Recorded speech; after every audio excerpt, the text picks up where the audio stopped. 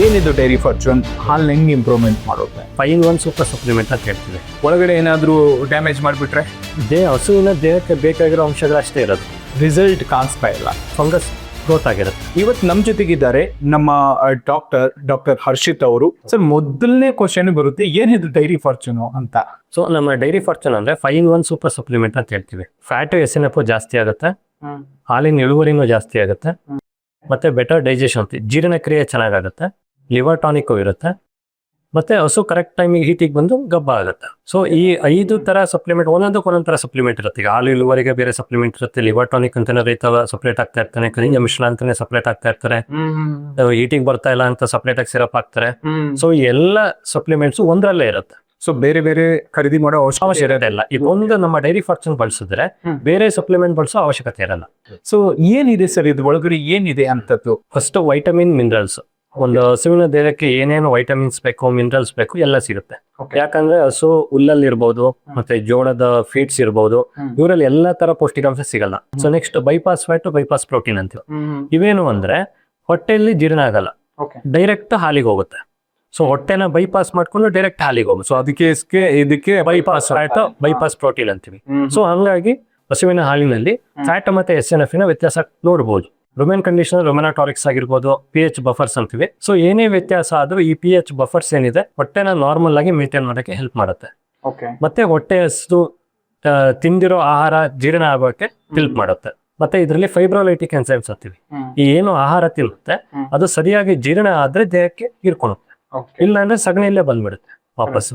So ಈ ಫೈಬ್ರೋಲೈಟಿಕ್ಸ್ enzymes ಏನ್ ಮಾಡ್ತವೆ ಅಂದ್ರೆ ಆ ಆಹಾರನ ಬ್ರೇಕ್ ಡೌನ್ ಮಾಡ್ತವೆ. ಸೊ ನೆಕ್ಸ್ಟ್ ಇದರಲ್ಲಿ ಲಿವರ್ ಟಾನಿಕ್ ಇರುತ್ತೆ. ಲಿವರ್ ಏನು ಅಂಗ ಅಂದ್ರೆ ತಿಂದಿರೋ ಆಹಾರನ ಹಾಲಿಗೆ ಕನ್ವರ್ಟ್ ಮಾಡಬೇಕು. ಸೊ ಈ ಲಿವರ್ ಚೆನ್ನಾಗಿದ್ರೆ ಹಸು ಚೆನ್ನಾಗಿರುತ್ತೆ, ನಿಮ್ಗೆ ಹಾಲು ಇಳುವರಿ ಚೆನ್ನಾಗಿರುತ್ತೆ. ನೆಕ್ಸ್ಟ್ ಇದರಲ್ಲಿ ಅಫ್ಲಾಟಾಕ್ಸಿನ್ ಬೈಂಡರ್ಸ್ ಅಂತ ಹೇಳ್ತೀವಿ.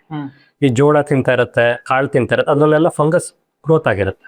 ಆ ಫಂಗಸ್ ವಿಷದ ಅಂಶನ ಬಿಡ್ತಾ ಇರುತ್ತೆ. ಈ ಅಫ್ಲಾಟಾಕ್ಸಿನ್ ಬೈಂಡರ್ಸ್ ಏನಿದೆ ಆ ವಿಷದ ಅಂಶನೆಲ್ಲ ಹೀರ್ಕೊಂಡು ಸಗಣಿಲೇ ಹೊರಗೆ ಬರಕ್ ಹೆಲ್ಪ್ ಮಾಡುತ್ತೆ. ನೆಕ್ಸ್ಟ್ ಇದರಲ್ಲಿ ಆಂಟಿ ಆಕ್ಸಿಡೆಂಟ್ಸ್ ಅಂತ ಹೇಳ್ತೀವಿ. ಆಂಟಿ ಆಕ್ಸಿಡೆಂಟ್ಸ್ ಅಂದ್ರೆ ರೋಗ ನಿರೋಧಕ ಶಕ್ತಿ ಜಾಸ್ತಿ ಮಾಡೋದು ಹಸುವಿನಲ್ಲಿ. ಈಗ ತುಂಬಾ ತರ ಕಾಯಿಲೆಗಳು ಬರ್ತಾ ಇರ್ತವೆ, ಸೂಕ್ಷ್ಮ ಜೀವಿಗಳು ಎಲ್ಲಾ ಕಡೆನೂ ಇರುತ್ತೆ. ಸೊ ರೋಗ ನಿರೋಧಕ ಶಕ್ತಿ ಹಸುವಿನಲ್ಲಿ ಜಾಸ್ತಿ ಇದೆ ಅಂದ್ರೆ ಬೇಗನೆ ಅದು ಕಾಯಿಲೆ ಬೀಳಲ್ಲ. ಸೊ ಇಷ್ಟೆಲ್ಲ ಅಂಶಗಳು ಒಂದೇ ಒಂದು ಸಪ್ಲಿಮೆಂಟ್ ರೈತನಿಗೆ ಸಿಗುತ್ತೆ. ಎಷ್ಟೆಷ್ಟು ಹಾಕ್ಬೇಕು, ಯಾವಾಗ ಹಾಕ್ಬೇಕು ಅನ್ನೋದು ರೈತನಿಗೆ ಒಂದು ಕನ್ಫ್ಯೂಷನ್ ಇರುತ್ತೆ. ಸೊ ಅದ್ರ ಬಗ್ಗೆ ಒಂದ್ ಸ್ವಲ್ಪ. ಸೊ ನಮ್ಮ ಡೈರಿ ಫಾರ್ಚೂನ್ ಒಂದು ಕರುವಿನಿಂದ ಹಿಡಿದು ಗಬ್ಬದ ಸಿಗೋ ಹಾಕ್ಬೋದು, ಕರು ಹಾಕಿರೋ ಸಿಗೋ ಹಾಕ್ಬೋದು, ಎಲ್ಲಕ್ಕೂ ಬಳಸ್ಬೋದು ಇದನ್ನ. ಓಕೆ. ಎಷ್ಟು ಹಾಕ್ಬೇಕು ಅಂದ್ರೆ ಕರುವಿಗೆ ಸ್ಟಾರ್ಟಿಂಗ್ ಇನಿಷಿಯಲಿ ಒಂದು 25 to 50 ಗ್ರಾಮ್ ಅಂತ ಹೇಳ್ತೀವಿ. ಓಕೆ. ಬಟ್ ಕರು ಅಂತ ಬಂದಾಗ ಯಾವಾಗಿಂದ ಅನ್ನೋದು ಹೌದಾ, 3 ತಿಂಗಳ ಮೇಲಿನ ಕರು. 3 ತಿಂಗಳೊಳಗೂ ಹಾಲು ಕುಡಿತಾ ಇರುತ್ತೆ. 3 ತಿಂಗಳ ಮೇಲೆ 25 ಗ್ರಾಮ್ ಅಂತ ಹೇಳ್ತೀವಿ. ಇನಿಷಿಯಲಿ ಸ್ವಲ್ಪ ಹಾಕಿ ಬಾಡಿ ಅಡ್ಜಸ್ಟ್ ಮಾಡಿಸ್ಬೇಕು. ಆಮೇಲೆ ಅವರು 25 to 50 ಗ್ರಾಮ್ ವರ್ಗು ಹಾಕ್ಬೋದು, 1 ಸ್ಪೂನ್ ವರ್ಗು ಹೋಗ್ಬೋದು. ಕರೆಕ್ಟ್. ನೆಕ್ಸ್ಟ್ ಅವರು ಪಡ್ಡೆ ಸ್ಟೇಜ್ ಅಲ್ಲಿ ಇದ್ದಾಗ ಇನ್ನೂ ಗಬ್ಬ ಆಗಿರಲ್ಲ, ಬರೀ ಪಡ್ಡೆ ಸ್ಟೇಜ್ 100 ಗ್ರಾಮ್ ಹಾಕ್ತೀವಿ. ಬೆಳಿಗ್ಗೆ 50 ಗ್ರಾಮ್, ಸಾಯಂಕಾಲ 50 ಗ್ರಾಮ್. ನೆಕ್ಸ್ಟ್ ಆ ಪಡ್ಡೆ ಗಬ್ಬ ಆಗುತ್ತೆ, ನೆಕ್ಸ್ಟ್ 200 ಗ್ರಾಮ್. ನೆಕ್ಸ್ಟ್ ಆ ಹಸು ಕರು ಹಾಕುತ್ತೆ. ಕರು ಹಾಕ್ದಾಗ ಒಂದು 10 ಲೀಟರ್ ಹಾಲು ಕೊಡ್ತಾ ಇದೆ ಅಂದ್ರೆ 300 ಗ್ರಾಮ್ ಅಂತ ಹೇಳ್ತೀವಿ. 300 ಗ್ರಾಮ್ ಅಂದ್ರೆ ಬೆಳಿಗ್ಗೆ 150, ಸಾಯಂಕಾಲ 150. ನೆಕ್ಸ್ಟ್ ಹಾಲಿನ ಇಳುವರಿ ಜಾಸ್ತಿ ಆದಷ್ಟು ಇದು ಪ್ರಮಾಣನ ಜಾಸ್ತಿ ಮಾಡ್ಕೊ ಹೋಗ್ಬೇಕಾಗುತ್ತೆ. ಯಾವ್ದ್ರಲ್ಲಿ ಕೊಡಬೇಕು? ಡೈರೆಕ್ಟ್ಲಿ ಕೊಡ್ಬೋದಾ, ನೀರಲ್ಲಿ ಕೊಡ್ಬೋದಾ, ಬೇವಿನ ಜೊತೆ ಕೊಡ್ಬೋದಾ? ಏನ್ ಸರ್ ಇದ್ರ ಕತೆ? ಫೀಡಲ್ಲಾರು ಮಿಕ್ಸ್ ಮಾಡ್ಬೋದು, ಇಲ್ಲ ಫೀಡಲ್ಲಿ ತಿನ್ನಲ್ಲ ಅಂದ್ರೆ ಬೆಲ್ಲದ ಜೊತೆ ನೀರ್ ಮಿಕ್ಸ್ ಮಾಡ್ಕೊಂಡು ಉಂಡೆ ಮಾಡಾರು ತಿನ್ನಿಸ್ಬೋದು. ಯೂಶ್ವಲಿ ಏನ್ ಮಾಡ್ತಾರೆ ಅಂದ್ರೆ ರೈತರು ಫೀಡಿಗೆ ಮಿಕ್ಸ್ ಮಾಡ್ಬಿಟ್ಟು ಕೊಡೋದು ಉತ್ತಮ. ಬೆಸ್ಟ್. ಬೇರೆ ಫೀಡ್ಗಳು ಬಂದಿರ್ತವೆ, ನಾರ್ಮಲ್ ಯಾವ್ದು ನುಚ್ಚು ಇರುತ್ತೆ, ಅದ್ರ ಜೊತೆಗೆ ಮಿಕ್ಸ್ ಮಾಡ್ಬಿಟ್ಟು ಕೊಡ್ಬೋದು. ಅದು ಈಸಿ ಆಗಿರುತ್ತೆ. ಏನ್ ಸಿಗುತ್ತೆ ಇದನ್ನ ಇಷ್ಟೊಂದು ಸಪ್ಲಿಮೆಂಟ್ ಎಲ್ಲ ಹಸು ಕೊಟ್ರೆ ಹಸುಗೆ ಹೆಂಗ್ ಲಾಭ ಆಗುತ್ತೆ ಅಂತ? ಇದು 5-in-1 ಸಪ್ಲಿಮೆಂಟ್ ಆಗಿರೋದ್ರಿಂದ, ಇದು direct bypass fat, bypass protein ಇರೋದ್ರಿಂದ ಒಂದು 15 ದಿನದಲ್ಲಿ ಹಾಲಿನಲ್ಲಿ ವ್ಯತ್ಯಾಸ ನೋಡ್ಬೋದು ರೈತ. ಫ್ಯಾಟ್ ಇಂಪ್ರೂವ್ಮೆಂಟ್ ಆಗಿರುತ್ತೆ, SNF ಇಂಪ್ರೂವ್ಮೆಂಟ್ ಆಗಿರುತ್ತೆ. ಮತ್ತೆ ಹಾಲಿನ ಇಳುವರಿನು ಒಂದು 25% ಅಂತ ಹೇಳ್ತೀವಿ.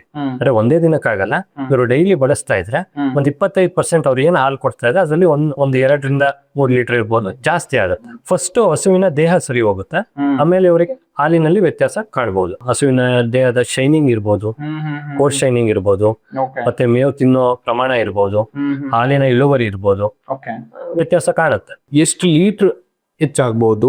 ಇನ್ನ ಫ್ಯಾಟ್ ಅಂತ ಬಂದ್ರೆ ಎಷ್ಟು ಫ್ಯಾಟ್ ಅಲ್ಲಿ ಇಂಪ್ರೂವ್ಮೆಂಟ್ ಆಗುವಂತ ಚಾನ್ಸಸ್ ಇದೆ? ನಿಮ್ ಪ್ರಾಡಕ್ಟ್ ನ ಯೂಸ್ ಮಾಡಿದ್ಮೇಲೆ ಎಷ್ಟಾಗೋ ಚಾನ್ಸಸ್ ಇರುತ್ತೆ? Exact numbers. ಸೊ ಅವರು ಡೈಲಿ ಬಳಸ್ತಾ ಇದ್ದಾರೆ, ಹಸುವಿನ ಆಹಾರದ ಪ್ರಮಾಣ ಸರಿ ಇದೆ, ಹಸು ಚೆನ್ನಾಗಿದೆ, ಅದು ಸರಿಯಾಗಿ ಆಹಾರ ತಿಂತಾ ಇದೆ.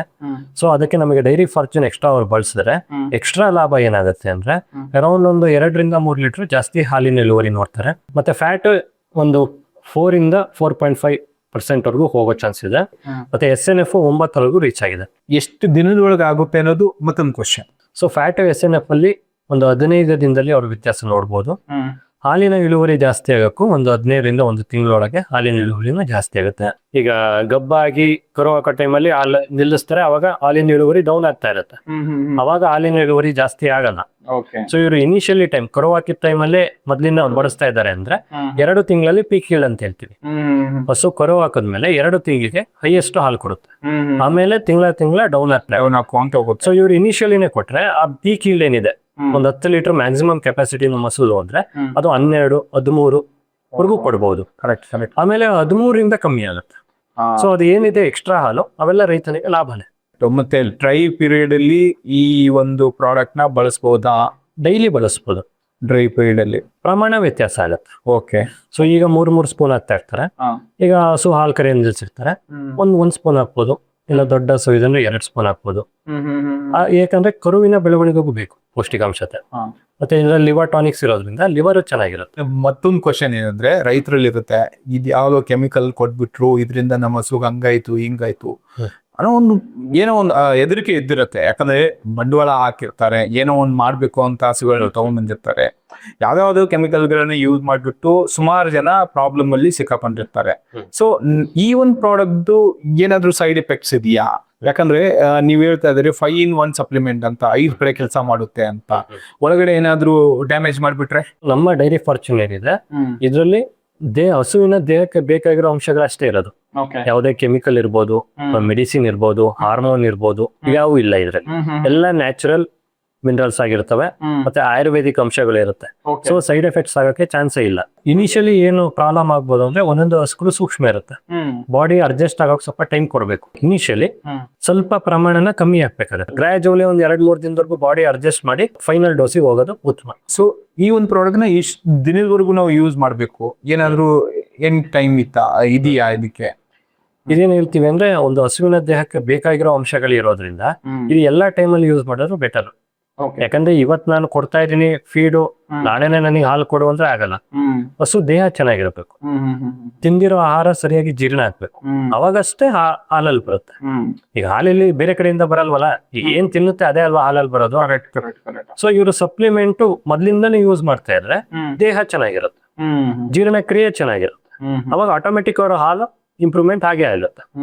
ಈಗ ದೇಹ ಸರಿ ಇಲ್ಲ, ಸರಿಯಾದ ಆಹಾರ ಅದು ತಿಂತಾ ಇಲ್ಲ ಅಂದ್ರೆ ಏನೇ ಸಪ್ಲಿಮೆಂಟ್ ಬಳಸಿ ಏನೇ ಬಳಸಿ ಹಾಲಲ್ಲಿ ವ್ಯತ್ಯಾಸ ನೋಡಲ್ಲ. ಸೊ ಇಟ್ ಮೀನ್ಸ್ ಗೊತ್ತಾಯ್ತಲ್ವಾ, ಕಂಟಿನ್ಯೂಸ್ ಆಗಿ ಯೂಸ್ ಮಾಡುವಂತ ಒಂದು ರೆಗ್ಯುಲರ್ ಸಪ್ಲಿಮೆಂಟ್ ಇದು. ಸೊ ಇಂತಿಷ್ಟೇ ದಿನಕ್ಕೆ ನೀವು ಸ್ಟಾಪ್ ಮಾಡ್ಬೇಕನ್ನೋ ಯಾವುದೇ ಒಂದು ಪ್ರಮಾಣದಲ್ಲಿ ವೇರಿಯೇಷನ್ ನೀವು ಮಾಡ್ಕೋಬಹುದು. ಪೀಕ್ ಇಲ್ಡ್ ಇದ್ದಾಗ ಒಂದ್ ಸ್ವಲ್ಪ ಜಾಸ್ತಿ ಕೊಡ್ಬೋದು, ಟ್ರೈ ಪೀರಿಯಡ್ ಇದ್ದಾಗ ಒಂದ್ ಸ್ವಲ್ಪ ಕಡಿಮೆ ಮಾಡ್ಕೊಂಡು ಹೋಗ್ಬೋದು. ಡೈಲಿ ಬಳಸಬೇಕಾದಂತ ಒಂದು ಪ್ರಾಡಕ್ಟ್ ಇದು. ಕೇವಲ ಹಸುಗಳಿಗೆ ಮಾತ್ರನಾ ಅಥವಾ ಎಮ್ಮೆಗಳಿಗೂ ಕೊಡ್ಬೋದಾ? ನಾಟಿ ಹಸುಗಳು ಇದ್ದಿರ್ತವೆ, ಅಲ್ಲಿ ಎಫೆಕ್ಟ್ ಏನಾದ್ರು ಕಾಣಿಸುತ್ತಾ ಅಂತ? ಕೊಡ್ಬೋದು. ಯಾಕಂದ್ರೆ ಎಲ್ಲಾ ಹೊಟ್ಟೆ ಒಂದೇ ತರ ಇರುತ್ತೆ, ಬ್ರೀಡ್ ಬೇರೆ ಆಗಿರ್ಬೋದು, ತಿನ್ನೋ ಆಹಾರ ಒಂದೇನೆ, ಎಲ್ಲವೂ ಹಾಲೇ ಕೊಡೋದು.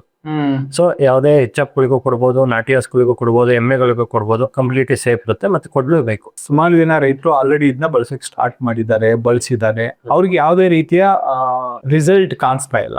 ಸೊ ಅವ್ರಿಗೆ ಏನು ಹೇಳಕ್ ಇಷ್ಟಪಡ್ತೀರಾ ನೀವು?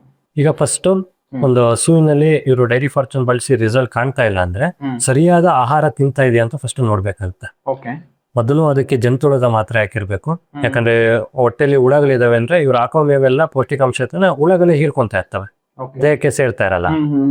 ಮತ್ತೆ ಯಾವ್ದಾದ್ರು ಕಾಯಿಲೆ ಬಂದಿರ್ಬೋದು, ಮೆಡಿಸಿನ್ಸ್ ಹಾಕ್ಸಿರ್ತಾರೆ, ಇವರೆಲ್ಲ ಕಾಂಪ್ರಮೈಸ್ ಆಗಿರುತ್ತೆ, ಹಸು ವೀಕ್ ಆಗಿರುತ್ತೆ. ಮತ್ತೆ ಒಂದು ಹಸುವಿನ ಆಹಾರದಲ್ಲಿ ಒಣ ಹುಲ್ಲು ಇರಬೇಕು, ಹಸಿರುಲ್ಲು ಇರಬೇಕು, ಮತ್ತೆ ಇವರು ಫೀಡ್ಸ್ ಆಗ್ತಾ ಇರ್ಬೇಕು. ಫೀಡ್ಸ್ ಎಷ್ಟು ಹಾಕ್ಬೇಕಪ್ಪ ಅಂದ್ರೆ ಒಂದು ಹಸುವಿಗೆ ಒಂದು 10 ಲೀಟರ್ ಹಾಲು ಕೊಡ್ತಾ ಇದೆ ಅನ್ಕೊಳ್ಳಿ, 1.5 kg ಫೀಡು ಬಾಡಿಗೆ ಬೇಕಾಗುತ್ತೆ. ಬಾಡಿ ಫಂಕ್ಷನ್ಸ್ಗೆ 1.5 kg ಬೇಕಾಗುತ್ತೆ. 2.5 ಲೀಟರ್ ಹಾಲು ಕೊಡ್ತಾ ಇದೆ ಅಂದ್ರೆ ಅದಕ್ಕೂ 1 kg ಎಕ್ಸ್ಟ್ರಾ ಫೀಡ್ ಬೇಕಾಗುತ್ತೆ. ಸೊ ಒಂದು 5 ಲೀಟರ್ ಒನ್ ಟೈಮಿಗೆ ಹಾಲು ಕೊಡ್ತಾ ಇದೆ ಅಂದ್ರೆ ಒಂದು 2 kg ಹಾಲಿಗೆ ಬೇಕು, ಒಂದು 3/4 kg ಬಾಡಿಗೆ ಬೇಕು. ಸೊ ಇಷ್ಟು ಪ್ರಮಾಣದಲ್ಲಿ ಫೀಡ್ ಅವರು ಮಿನಿಮಮ್ ಆಗ್ತಾ ಇರಬೇಕು. ಮತ್ತೆ 1/2 kg ಕಡಲೆಕಾಯಿ ಹಿಂಡಿ ಹಿಂಡಿಗಳು ಹಾಕ್ಬೇಕಾಗತ್ತೆ. ಯಾಕಂದ್ರೆ ದೇಹಕ್ಕೆ ಪ್ರೋಟೀನ್ ಅಂಶ ಸಿಗಲ್ಲ. ಪ್ರೋಟೀನ್ ಅಂಶ ಬೇಕಾಗುತ್ತೆ. ಮಾಮೂಲಿ ಹುಲ್ಲಲ್ಲಿ ಇರ್ಬೋದು, ಕಾಳಲ್ಲಿ ಇರ್ಬೋದು, ಅಷ್ಟು ಪ್ರಮಾಣದಲ್ಲಿ ಪ್ರೋಟೀನ್ ಅಂಶ ಸಿಗಲ್ಲ. ಸೊ ಅರ್ಧ ಕೆಜಿ ಕಡಲೆಕಾಯಿ ಹಿಂಡಿನೂ ಹಾಕ್ಬೇಕಾಗತ್ತೆ. ಸೊ ಇಷ್ಟು ಪ್ರಮಾಣದಲ್ಲಿ ಹಾಕ್ತಾ ಇದ್ದಾರೆ, ನಮ್ಮ ಡೈರಿ ಫಾರ್ಚೂನ್ ಬಳಸ್ತಾ ಇದ್ದಾರೆ ಅಂದ್ರೆ ವ್ಯತ್ಯಾಸ ಅವರು ಕಾಣ್ಲೇಬೇಕು. ಓಕೆ, ಕಾಣ್ತಾರೆ ಅಂತೀರಾ? ಓಕೆ, ಸೊ ಕಾಣ್ಲಿಲ್ಲ ಅಂದ್ರೆ ಏನೋ ಒಂದು ರೀಸನ್ ಇರ್ಬೋದು ಅದಕ್ಕೆ. ಇಲ್ಲ ಸರಿ ಜೀರ್ಣ ಆಗ್ತಲೇ ಇರ್ಬೋದು, ಲಿವರ್ ಸರಿ ಕೆಲಸ ಮಾಡ್ದಲೇ ಇರ್ಬೋದು. ಅದನ್ನ ಸರಿ ಮಾಡ್ಕೊಂಡು ಈಗ ನಮ್ಮ ಡೈರಿ ಫಾರ್ಚೂನ್ ಬಳಸಿದ್ರೆ ಫಸ್ಟ್ ಬಾಡಿ ಸರಿಯಾಗಿ, ನೆಕ್ಸ್ಟ್ ಅವರಿಗೆ ಹಾಲಲ್ಲಿ ವ್ಯತ್ಯಾಸ ಕಾಣ್ತದೆ.